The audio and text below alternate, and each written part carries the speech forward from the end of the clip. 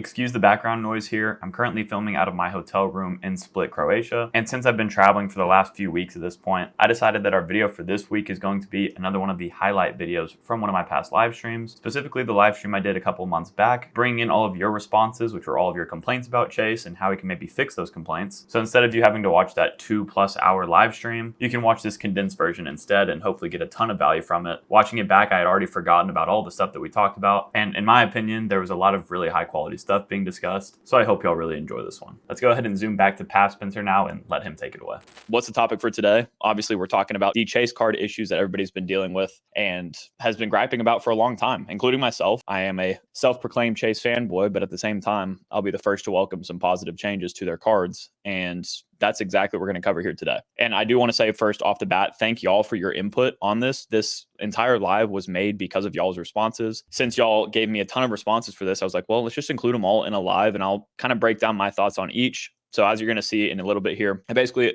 tried to bunch y'all's responses into, I guess, categories as much as I could. And then I'll be giving my thoughts on each, like the problem that we might be facing with, let's say we have one Chase problem here. I'll bunch up all the issues that y'all kind of listed in that category and then talk about the possible solutions that y'all listed as well and just give y'all my overall take on it. All right. Well, we're going to go ahead and just dive in head first with the one main issue that I've actually, seen probably, even more times than this. This was as many as I could get, based on me collecting responses as of this week. And as you can see, we have 1, 2, 3, 4, 5, 6, 7, 8 different people listing 524. And this is really only comments that specifically talked about 524. There was probably 10 or 15, or honestly, probably like 30 more that had 524 in the list of complaints, but I just separated them out in a different space. But as we all know, 524 rule, everybody wants to get rid of it, but we're going to have to be somewhat realistic here. So the main takeaways from all of y'all's comments on that last screen is that basically the 524 rule sucks. For those of y'all that don't know what the 524 rule is, you can see it on the right here. It basically just states that if you've been approved for 5 or more personal credit cards, keywords here, approved and personal credit cards, in the past 24 months, then Chase will automatically deny you for your next card application with them. Obviously, those of us that are very into the credit card game, that we want to continue, adding as many cards as we can as quickly as possible, in a sense, again, while being responsible. The 524 rule is probably the most annoying rule you're going to come across. And, some people will sit here and say that the 524 rule doesn't apply to them. They don't care. They don't want Chase cards. Chase cards suck anyways. But the fact of the matter is that the biggest perk, in my opinion, of Chase's cards for those in the more advanced stages of the credit card game is that you can get multiples of their welcome offers, even on the same card, over and over, basically. So that means you kind of need to be close to under 524 if you want to capitalize on all of those welcome offers that are out there. And for me, Chase points are one, if not the most valuable. To my personal situation, they are the most valuable ecosystem and points that I can earn. So I'm going to always want to be close to under 524. But while we know that 524 does suck, let's talk about some possible solutions for it that y'all listed. One of which I thought that was actually pretty interesting and actually would really help us out a lot. Those of us, again, that are very enthusiastic about getting multiple Chase credit cards is to remove 524 from business cards. I don't know if Chase is going to do any of these solutions we list today. I actually would lean towards the fact that they're not going to do any of these changes that we've talked about, or that we will talk about in this live stream, but at least we can give them some options, right? I don't know if they'll ever watch this, but hey, we can at least try. I can at least air out the grievances that we all have. But I thought that this was a more interesting approach to getting rid of 524 completely, which, as you can see, is the last solution here. And I have in small text, let's just be realistic. If Chase does that, pigs will be flying. So I don't really think that's going to happen. But if it did, shoot, that'd be cool. But removing a 524 for the business cards would be really nice. I think that it's also something that's doable. I know that they understand how people kind of take advantage of the business card welcome offers. So maybe that's just why they still keep it strict on that side. And I do want to mention here too that 524 does apply to the business credit cards with Chase, those being all their Chase Inc. cards. But whenever you add one of those cards, it does not add to your 524 count. So this whole comment here is basically just around the fact that we would like to see Chase not actually consider 524 for the business cards, which would be really nice. Another response we had said that maybe you could even just make it a 5 and 12 rule instead of 524, just make it, a little bit more accessible for us. And I think something that came up multiple times, let's see if, I think it's going to be later on that we talk about this. I see y'all's comments rolling in, by the way. I'm going to get to those in just a second.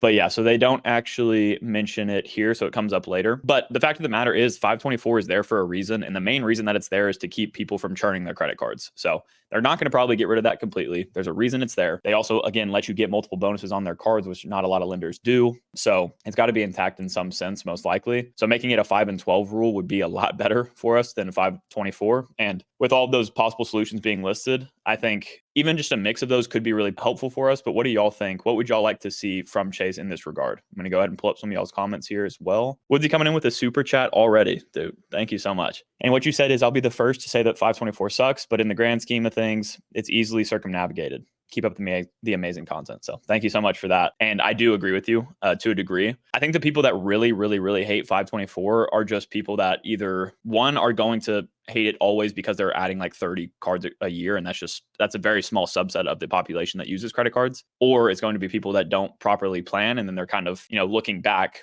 over time being like, man, I wish I would have planned beforehand, and they get mad about 524. So as y'all know from my channel, I'm a big proponent of credit card road mapping. I made multiple videos in the past and will continue to make them, talking about how I make the decisions about what cards I want to add and when. And for me, I always am looking to be under 524 or at least very close to it at all times. And that's, I guess, what Woodsy's kind of talking to here, and in the sense of that it can be circumnavigated pretty easily. Let's see here. Michael, good point here. People say that the Amazon card isn't subject to 524. We have seen a lot of people confirm this. They're not going to come out right and say that it doesn't apply to that card, but it seems that Amazon has more of a say in who gets approved for it, meaning that even though Chase has the 524 rule, since it's a co-branded credit card with Chase, Amazon's able to get a lot more people approved than like Chase will do with their actual ultimate rewards point earning cards. So that is a good data point to have. You also said that people claim that 524 is lifted when they do those 90K business offers at the end of the year. That's also something we've seen specifically when it comes to I know like Luke's Points and Miles has made videos about it. Chad's Money Minutes, I had a whole podcast with him about how he's able to beat 524. And a lot of times when elevated offers are out, they are a little bit more lenient, especially on the business side, but that's obviously not applicable to everybody. People try all the time to get around it and they still get denied because of 524. So I don't, I'm not going to ever sit there and tell you you go for it whenever you're over 524 for a business card. It doesn't always work out that way, but if you do have a mail-in offer specifically, that is like the guaranteed way to get around 524. And other than that, it's we have some one-offs like the Amazon card, for example, and sometimes the business cards with the 90K offers. Frugal Dad Finance, big supporter of the channel. I appreciate you. Said Chase won't do anything until some competition hits the bottom line. Yeah, I mean, I might be misunderstanding this slightly, but I guess what we've been seeing lately from a lot of lenders, including, Wells Fargo specifically, very recently, people are targeting Chase very heavily. And Chase's cards in general are becoming less and less competitive for those looking to just continue using them over the long term. Besides the fact, like I mentioned, that they are the easiest to get multiple welcome offers with over time, if you can actually take into account the 524 rule. They do have a lot of competition coming up these days, and we'll see how they react. But we also see Amex, for example, they have their own version of the 524 rule in a sense where they have their 290 rule, but they also have pop-up jail, which is like a trump card for everything. It's they just put random people in pop-up jail. It's not, listed as to exactly why. And that's their same version of, keeping people from churning cards. So we kind of have it across the board here. It's just people hate that. I guess that Chase is so upfront about it. Jaime saying, for the churning point you mentioned, isn't the 48-month rule enough to avoid this? Yeah, so they do have multiple other rules, as Jaime's talking about here, that help to get people to not churn their credit cards. It does help with for example, what he's talking about here is the Sapphire, the amount of time you have to wait before getting another Sapphire card bonus. They also have the one Sapphire card rule, which also gets people to not churn the Sapphire cards. And you would think that would be the one way that they would need to just deal with that. And then on the freedom side, on the freedom side specifically, you have the 24-month rule that already, kind of prevents people from churning. But I guess the idea is especially with the business cards too, you can get bonuses on each one of the cards, all of them with one business, get them all on another business right away, and then keep doing canceling them and keep doing them over and over. So they need some kind of other rule to help, I guess, prevent people from churning. But that's a good point. 524 is brilliant from a business point of view. If I was in charge, I'd make it 424 or 530. It has everyone dancing to their tune. I think this is the biggest reason 524 is really in place. Yes, it's to keep people from churning, but it also always makes you think about Chase credit cards. It's kind of smart in that regard, Yeah, I just know that the biggest concern, I think, across every single comment was get rid of Chase 524. And it's well, you can't just do that. There's a lot of reasons that that's in place. And yeah, I do like to consider the possible outcomes of how you could change it to make it better for us. But I mean, it's working for them. There's a reason that it's in place. All right. Looks like y'all having some good conversations in here. I'm going to keep moving here. Like I said, I don't want to go too long here today. But moral of the story here, 524, yes, it does suck. Yes, it's in place for a reason. Are they going to get rid of it? Probably not. But if they were to lighten up on it, it'd be nice to see them even just remove it for the business cards, or make it just a more lenient rule as a 5 and 12 month rule, or what we were talking about earlier is a 5 and 30 rule, for example. All right. Well, I guess also going back to what I just said. we don't want 5 and 30, actually. That's what Chase would like to do. So scratch that. Before we dive into the specific issues with each one of Chase's credit cards individually, I want to take the time to tell y'all about how I choose exactly what card I should be using no matter where I'm shopping, that of course being through Max Rewards. Max Rewards is an all-in-one credit card management app that allows you to track things like your total point balances, card balances, bill due dates, and more from a multitude of lenders all in one convenient app. So similar to what I just described, one of my favorite features about them is that they tell you exactly what card you should be taking out of your wallet at the exact location you're shopping in, or you can search for a future location that you will be shopping in, and they'll tell you basically what card to bring with you. And further than that, I've used Max Rewards for all of its free features, including its welcome bonus tracker, which I've talked about a ton on the channel, because that ensures that I'm always getting the highest return on spend possible, and being somebody that chases welcome offers very frequently, that's been a very helpful tool for me. Max Rewards also has a paid tier called Max Rewards Gold that will not only automatically activate all of your quarterly rotating categories for you on your cards like your Chase Freedom Flex, but will also automatically activate all of your credit card offers for you, which can definitely be a game changer and help you save money on stuff that you would have been spending on anyways. But even if you just want to try out the free features of the app, please be sure to download it through the link in my description. And during the sign up process, if you enter the promo code Spencer, you'll get a 1-month discount off of your annual Max Rewards Gold subscription if you ever do decide to upgrade. Thank you to Max Rewards as always for sponsoring this video. And with that being said, let's get back into the content. The next slide that we're going to talk about here is going to be about the Chase Freedom cards, specifically the Chase Freedom Rise here on the first screen. We had some comments here specifically about those beginner cards that Chase, hasn't offered much in the past, but now they do actually have it. The thing is now, while they do offer a beginner credit card with Chase that is accessible to people, not just college students, it's still not like a super powerful card. So it's like, okay, maybe we do need to make some changes to it. We're going to talk about that here in a second. We also have a full slide dedicated to just the Chase Freedom Unlimited. And I think if not for the 524 rule, as we just talked about, this was the most commented thing, which makes a ton of sense to me too. Why is the Chase Freedom Unlimited not a 2% catch-all credit card? I wish I had the answer to that. I really do. But that's going to be one of the main complaints we're going to talk about here in a second. Then we had some people talk about both the Freedom cards in the same comment. So that's what I wanted to highlight here. We got, some comments from Eric, Trench, Tech, Elvo Tech up here at the top. But we're going to talk about how exactly we can maybe reorganize the earning categories and stuff like that to make the combo even better. And that's where we get into this. The main takeaways from y'all's comments about the Freedom cards in general. The first problem we have is that the Chase Freedom Rise and the Chase Freedom Unlimited earning categories are just not very competitive. I agree with you. I do want to push back on the Chase Freedom Rise one though, and we're going to talk about that here in a second as well. As for the Chase Freedom Flex, the only real complaint I saw about it, and it's not even really a complaint, but people were saying that they would like a little bit more flexibility of choice over what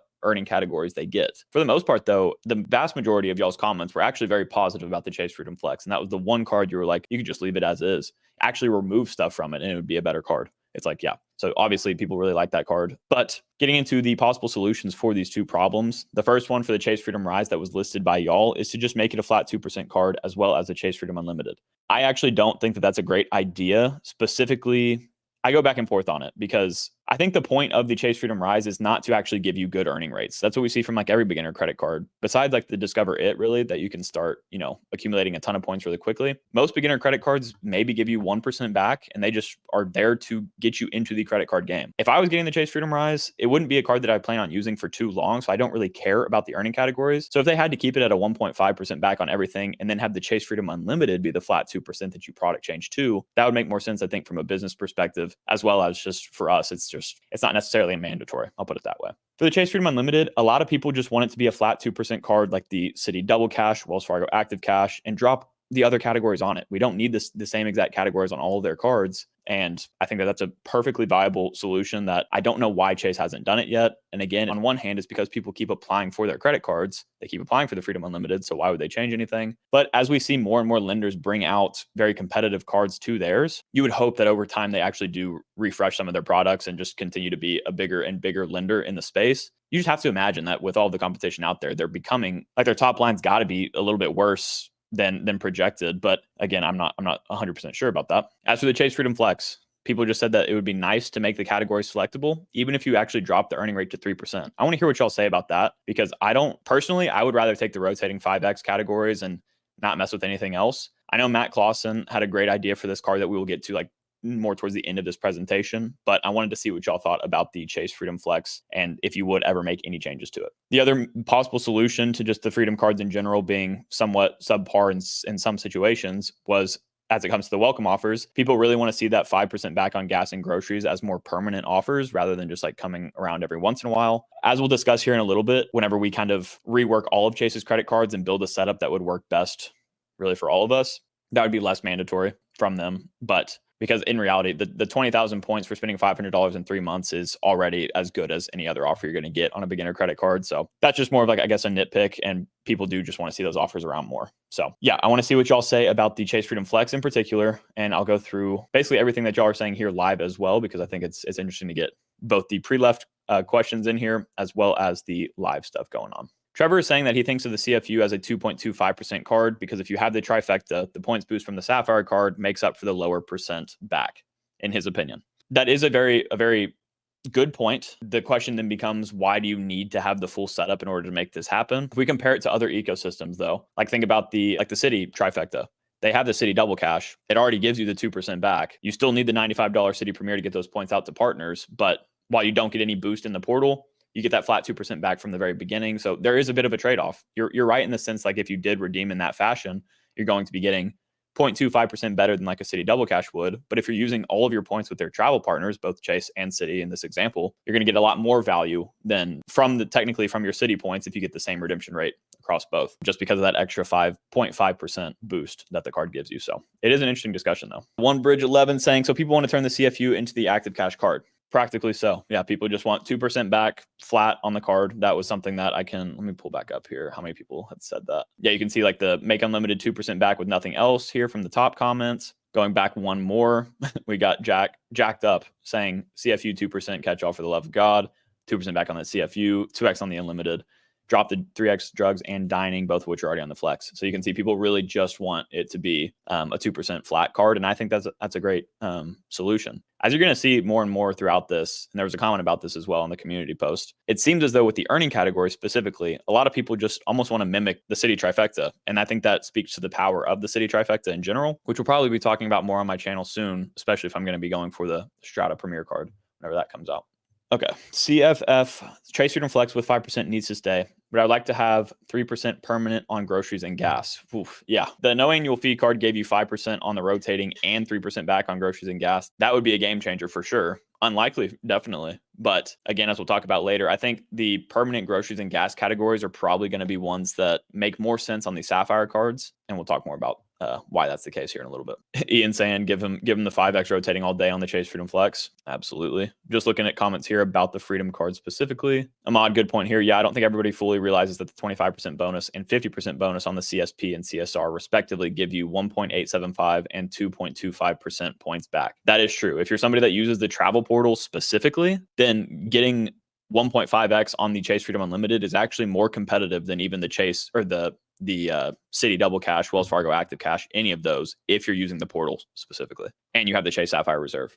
I'd love it if they added a gas or grocery category to either the CFU or CFF, but I'd rather them add it to the CSP to make it more useful aside from using it for transfer partners. So that is going to be what we get into here next, actually. So that's perfect. So the Freedom cards, we kind of understand, yeah, they have overlapping categories. They don't exactly give you the most competitive rates unless you're using the travel portal strictly. So we have some possible solutions for that, but that leads us into, of course, the cards that people probably have the most complaints about, and that's going to be the Sapphire credit cards from Chase, starting with the Chase Sapphire Preferred. We can take a look at some of the most liked comments here to just get a general gist of what people are feeling.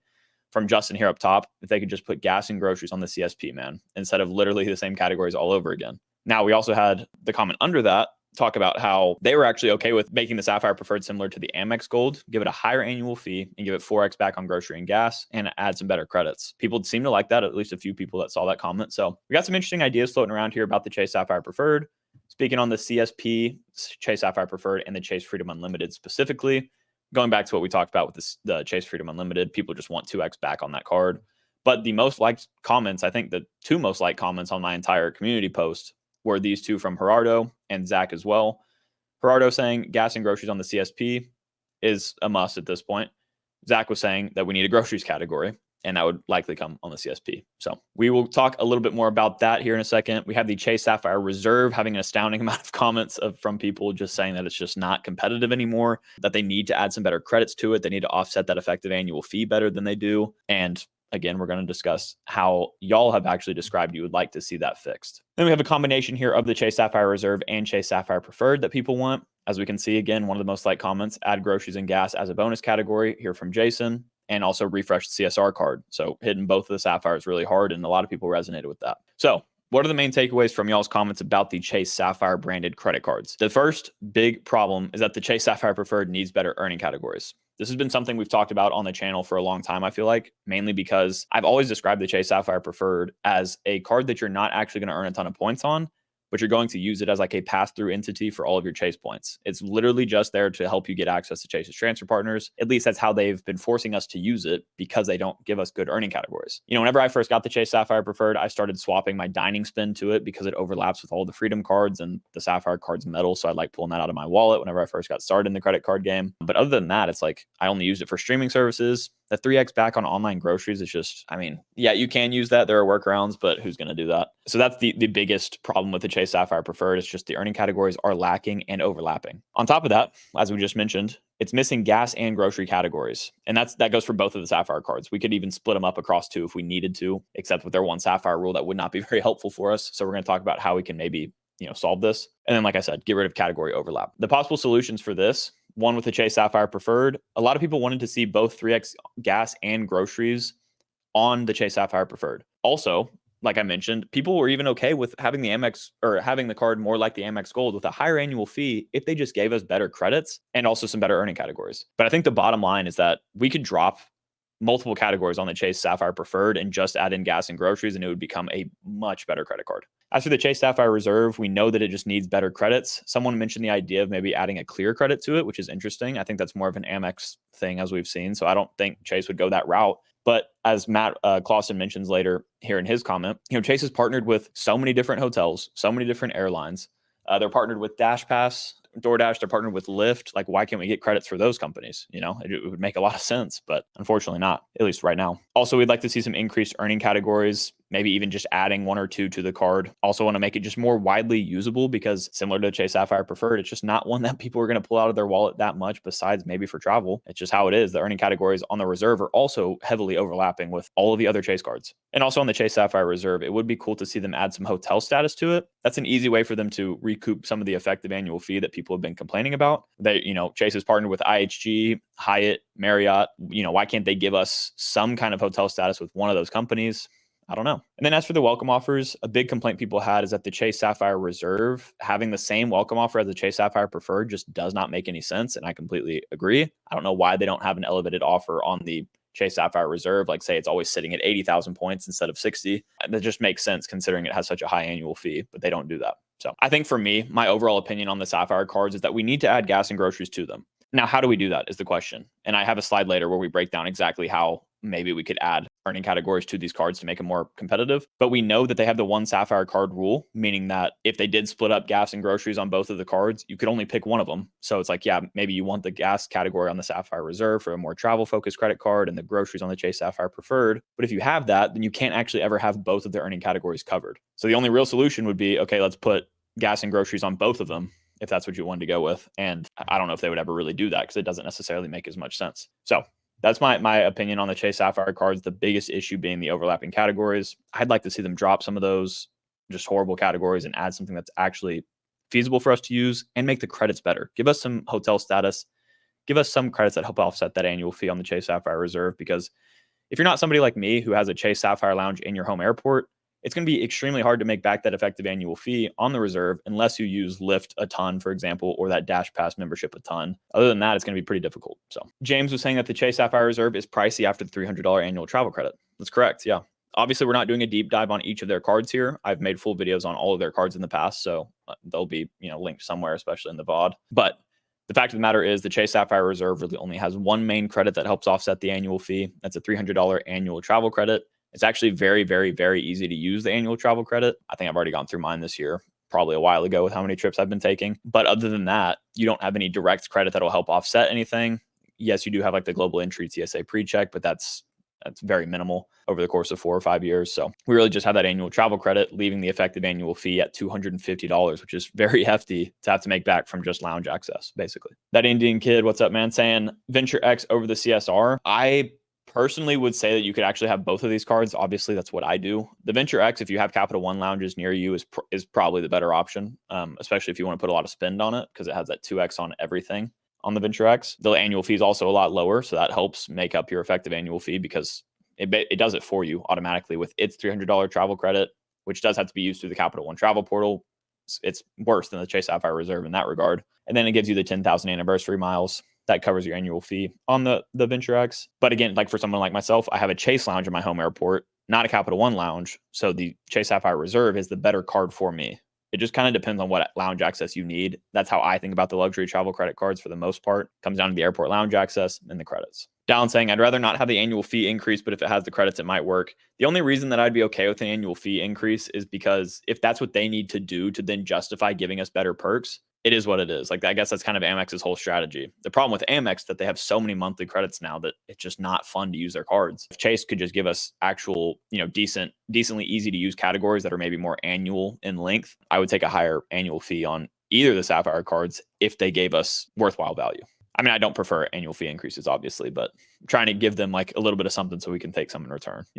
Johnny's saying that the best thing is that Chase keeps the grocery offer for new members. It helps them a lot. Yeah, I mean, if we were to sit back and just think about Chase's business strategy, it's pretty genius. With 524, they make us constantly think about their credit cards. They don't offer gas and groceries, but they do give it to you here and there. They give it to you for a year, at a time. You can also get the bonus on the card a couple years later. So you kind of have access to gas and groceries pretty frequently. But again, you have to be on top of the game to make sure that you're going to get that offer whenever it comes out. So it's a self-fulfilling cycle here that they have us constantly thinking about their cards. And it's a reason that they are one of the most popular lenders in existence, if not the most popular. Next up, we're going to talk about, firstly, this is just a different viewpoint that somebody mentioned. I thought it was worth mentioning. We won't get, super in depth on it. But what Liquid Fox said here is that they're a firm believer that they do not increase multipliers on the preferred because it affects their portal redemptions and would devalue Hyatt. There's no other explanation for lacking a consistent grocery category. Hopefully we covered a few other explanations as to why they don't have it just now, but it is a different viewpoint to think about.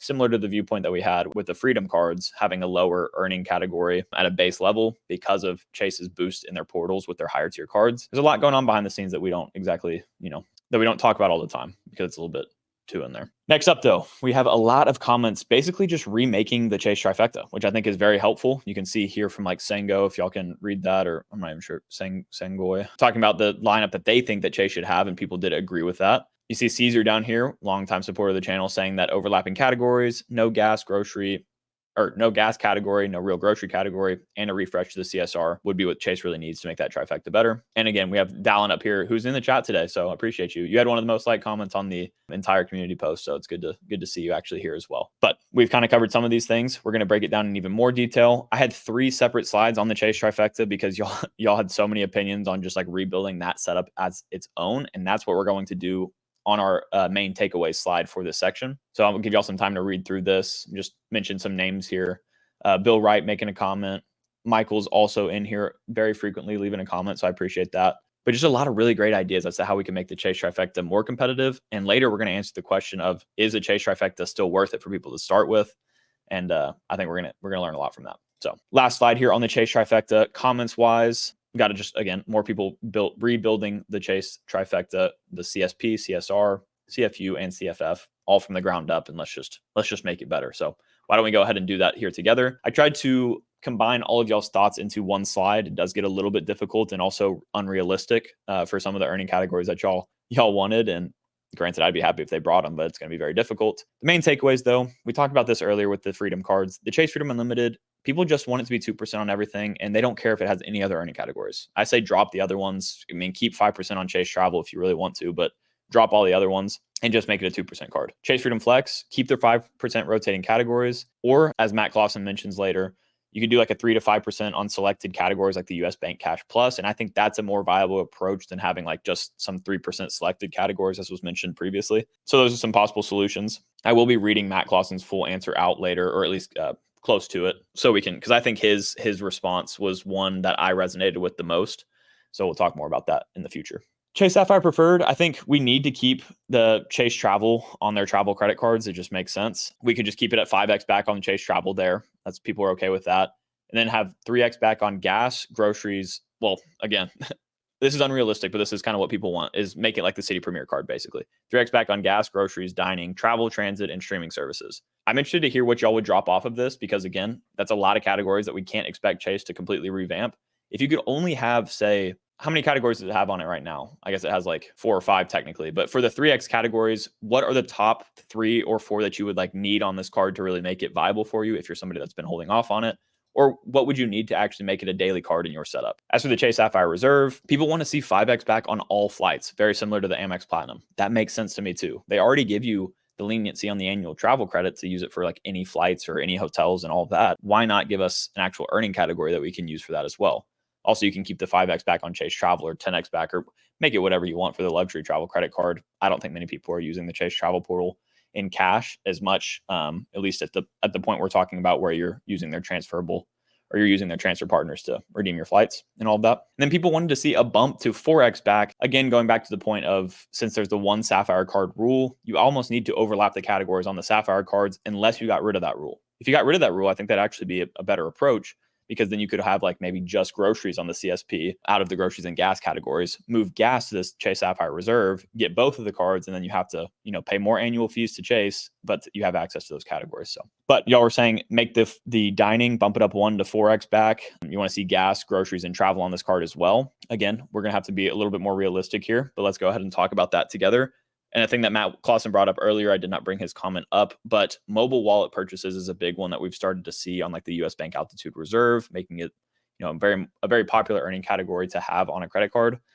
We can maybe see them adding something in there. I didn't put any specific, multiplier back on that because I want to see what y'all think. But overall, people just really want to see gas and groceries be added to the Chase Sapphire Preferred. Drop the other categories if you need to. Maybe keep streaming services and bump up the travel category from 2x to 3x to make it competitive, especially if you make the Chase Freedom Unlimited a 2% card. You need to get rid of all 2% categories on all of your other cards. And that would honestly also go for the business side too, which we'll talk about later. But then for the Chase Sapphire Reserve, just beef those earning categories up if you have the one Sapphire card rule still intact.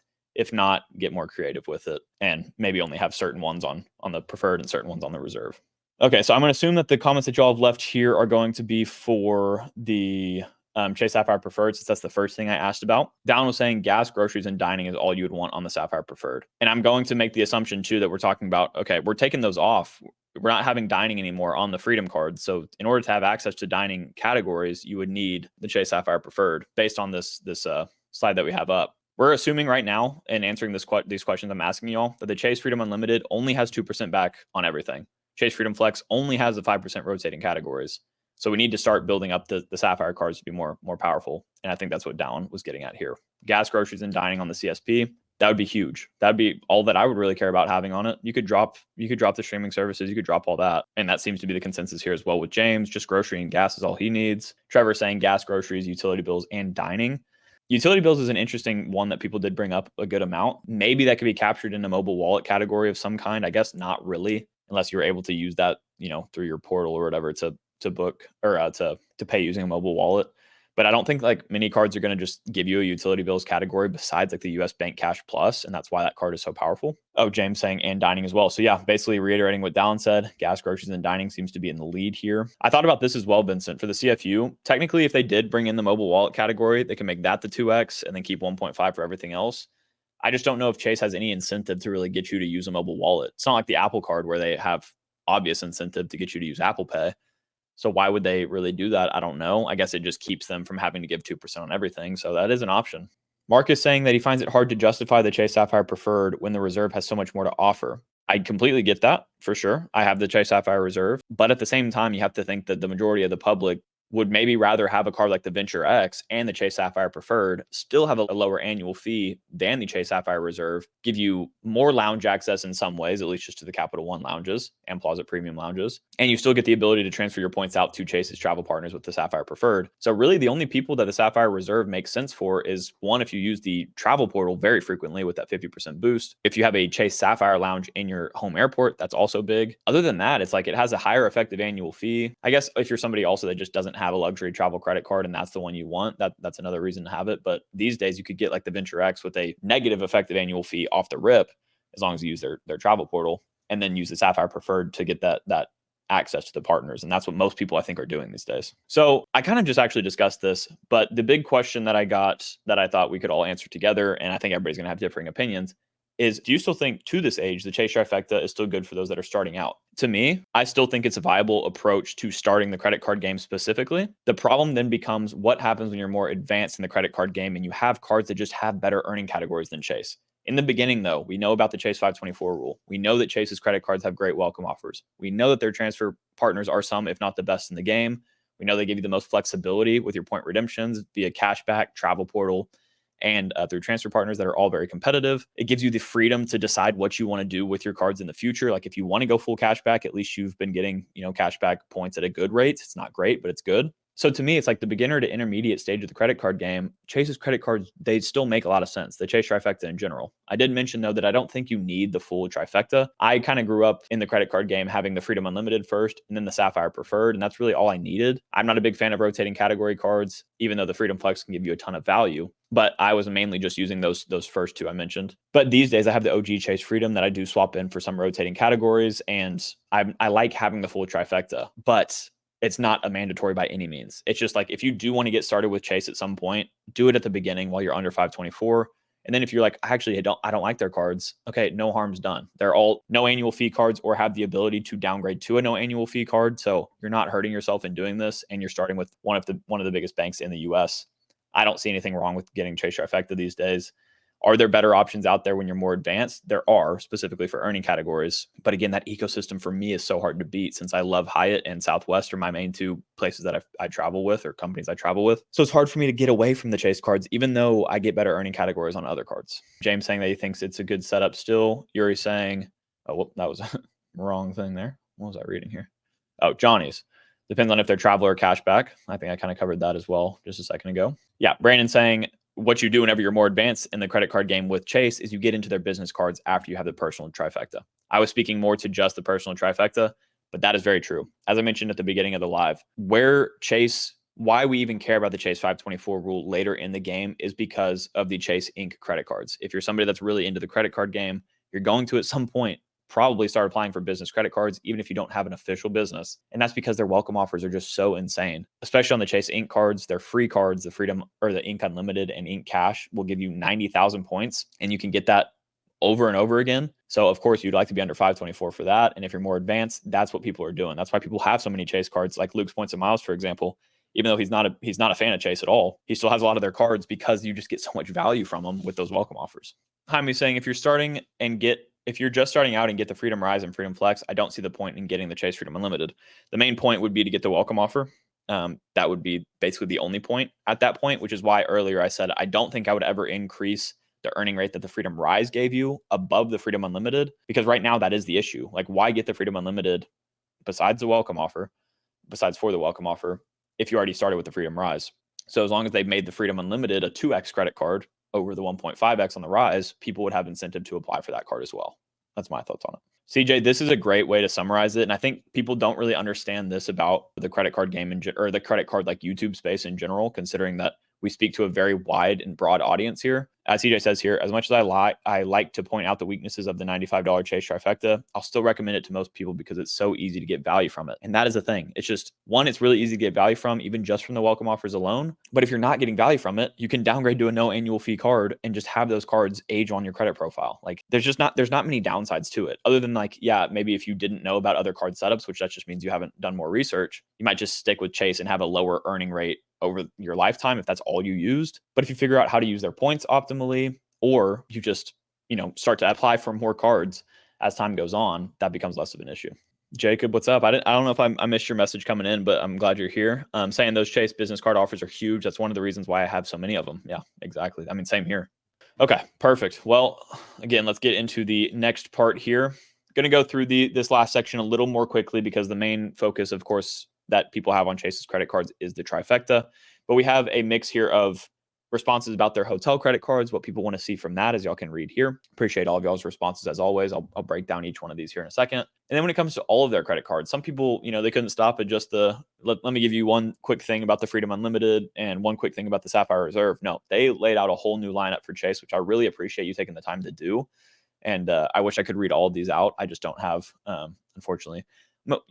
We all don't have the attention span to listen to me read all of those.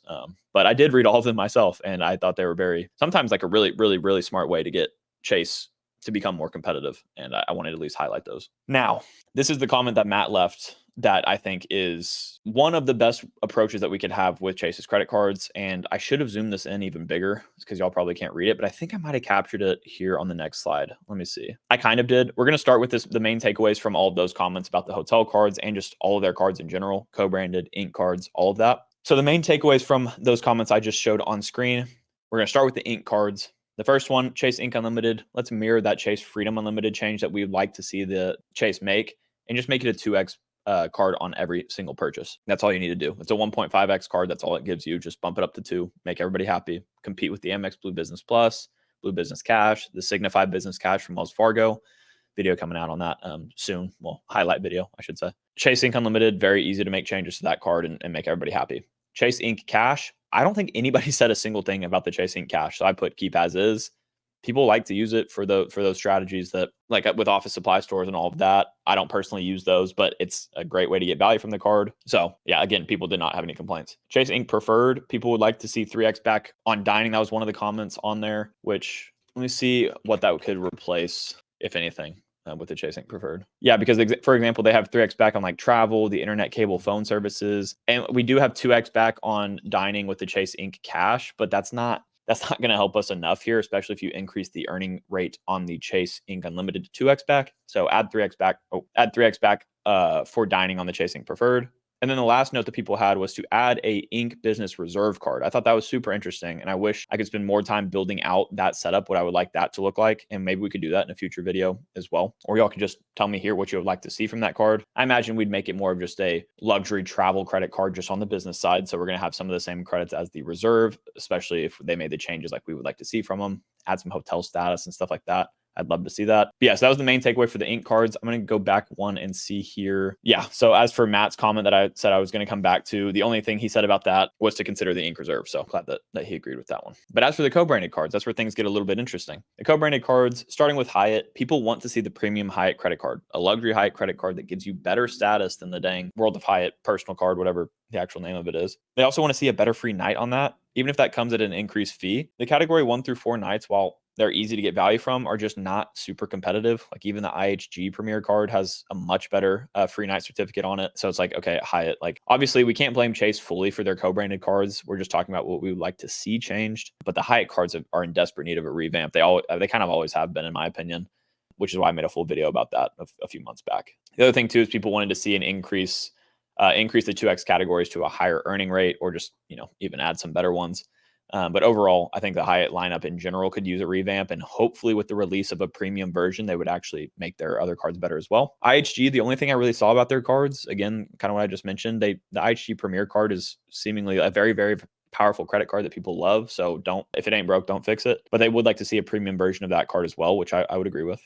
Better status and all of that. And then as for the Ritz card, people actually had a lot of thoughts about the Ritz card. The first one was that they would like to see access open to the public. I actually still don't think that that's what I would like to see from the card.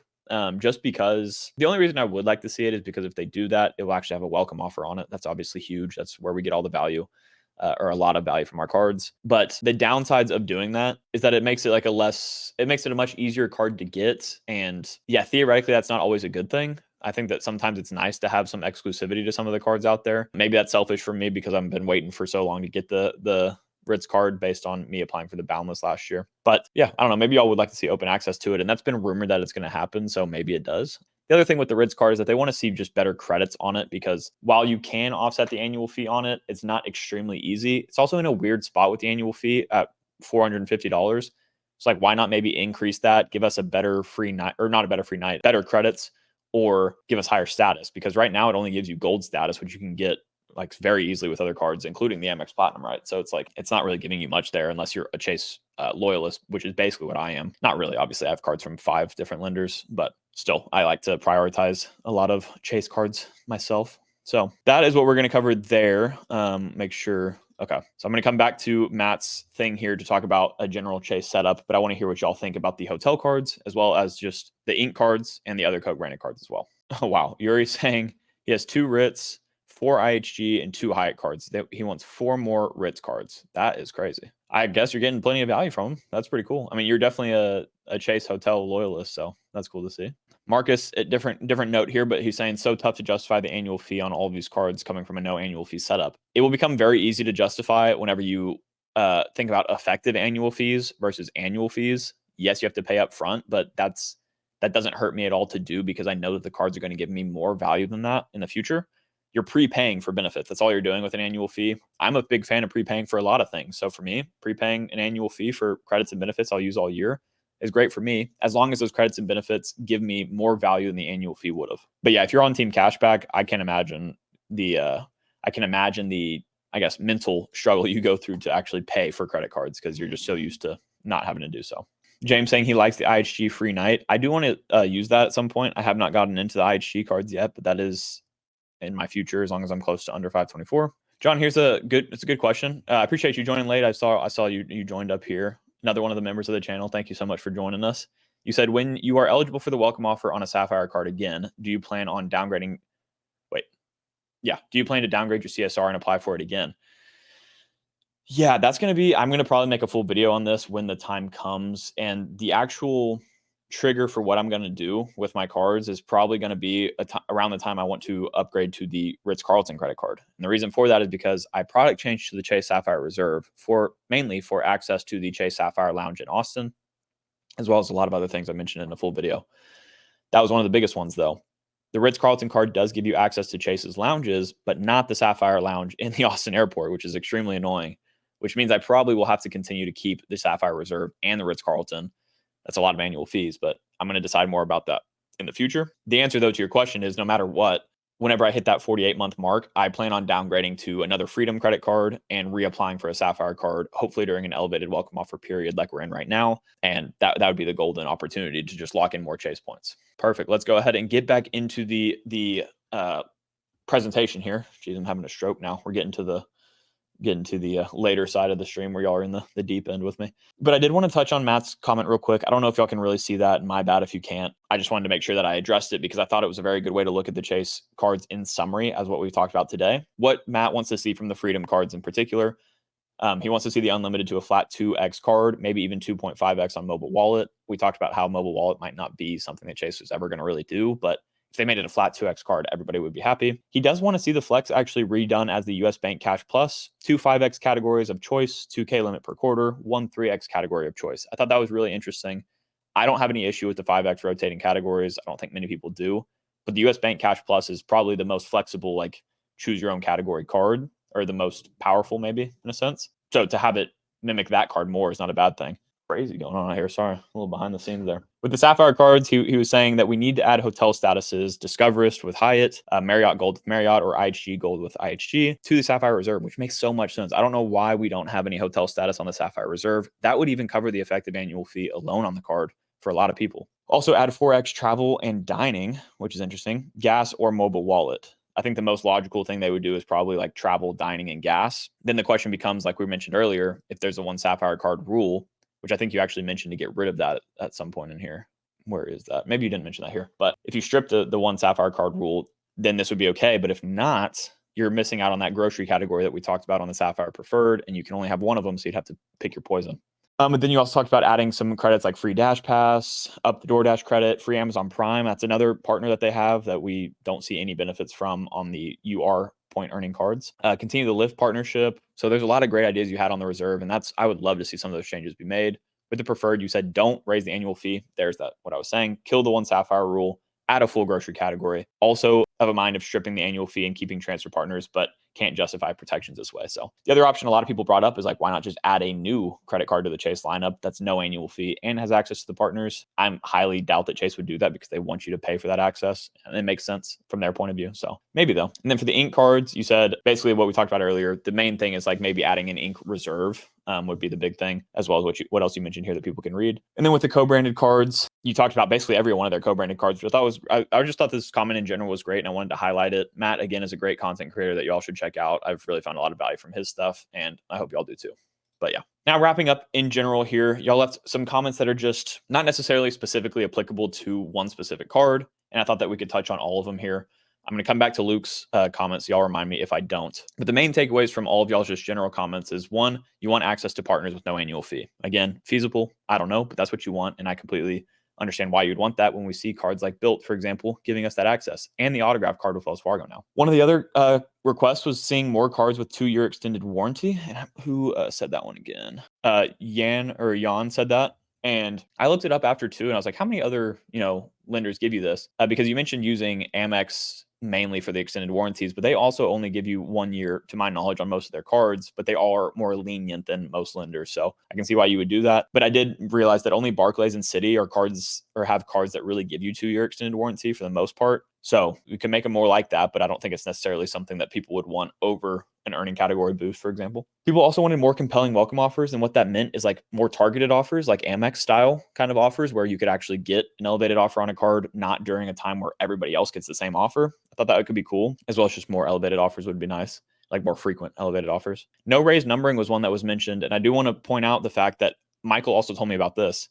Michael, the one that I've been talking about multiple times here, their Freedom credit cards, as of right now, they are producing them without raised numbering on them. So if you do have a Freedom card and you want it to have no raised numbering, you can request a new card, basically just saying that you lost the first version. It does change your credit card numbers, I believe. At least gives you like a new expiration date and stuff. I have card member since good through. Yeah, so they gave me a new card member sent, or a new good through date, and I think a new CVV as well. But I guess it really is thunderstorming out there. I don't know if y'all can see that or hear that, but the new Freedom cards do have no raised numbering, which is pretty cool. So yeah, go and request that if you haven't done that yet, if that's something you care about. That might make me put the Freedom Unlimited back in my wallet though. Coming back here, need better Sapphire credits. That was one that we've talked about already, based on Matt's comment, which I do agree.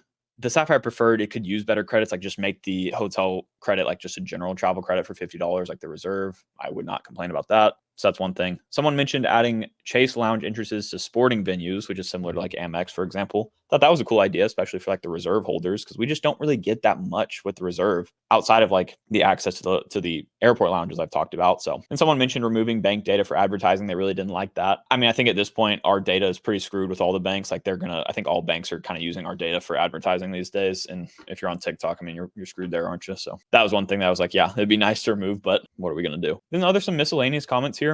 This was one that I mentioned earlier.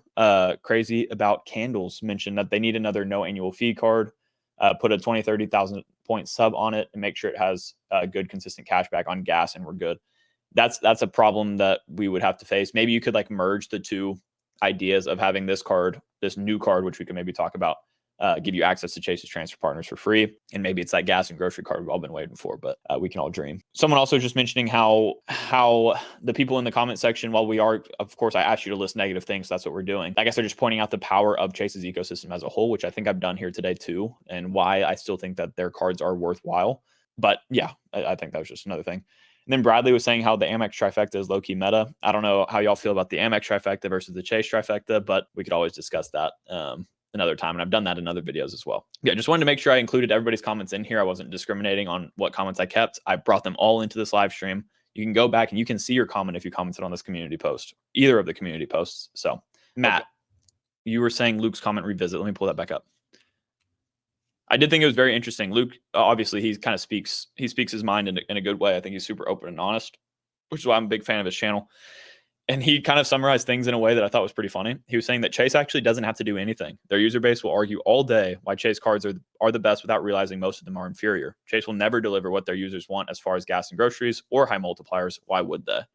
More of a pessimistic view on everything, of course, but as we know to come from Luke, he's not afraid to ruffle some feathers. And I do appreciate that comment a lot, because in reality, that is kind of the case. And that's something that Matt, you kind of spoke to in your video as well.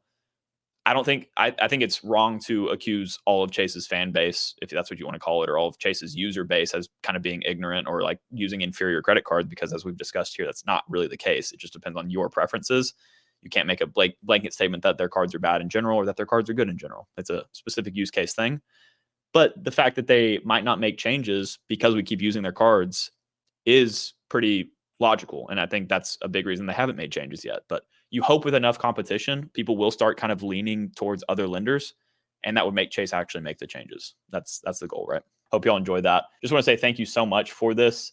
Y'all really are the best community. Like the fact that I put this out there just hoping to maybe have y'all help me out with the video, make sure I don't miss any problems. And y'all absolutely blew me out of the water, or blew my mind with how much y'all left. And it made this a lot more of an interactive experience. So I was really glad to get to do this with y'all. With all that being said, as always, Odin and I are going to catch you guys next time. See y'all later.